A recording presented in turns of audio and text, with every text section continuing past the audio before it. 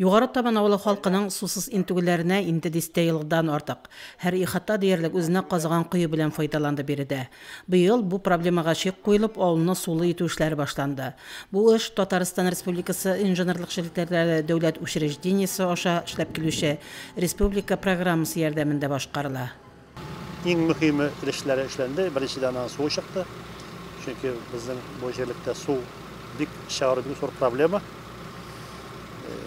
173 метрдан су чыкты бunda, бик яхшы су.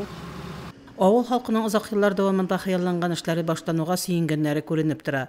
Байтак кына капка төпләренә өлкәннәр чыгып утырганнар, сөенеп эшчеләрне күзәтәләр. Алар янына килеп ярдәм итәргә атлыгып торучы агайлар да урамда. Сулар керә башлады инде, аны бөтенесе инде безне Алла ишетте инде, наверное, дип нитеп инде сөенә бөтенесе сөйләп сөйлиләр инде. Бу нык проблема булды, чөнки бүгенге көндә менә су иде юк.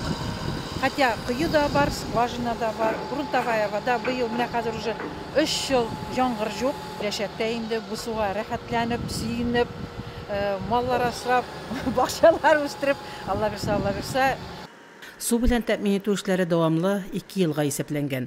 Киләсе елда барлык эшләр тәмамланып, югары табынлылар тулысынча су белән тәэмин ителәчәк.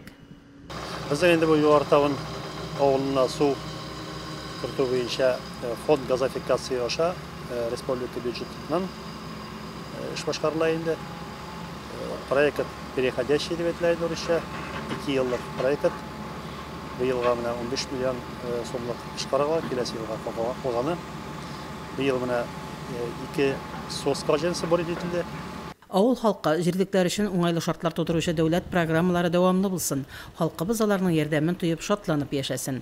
Фәридә Гаентинова, Динар Нуретдинов, Мөслим телевидениесе.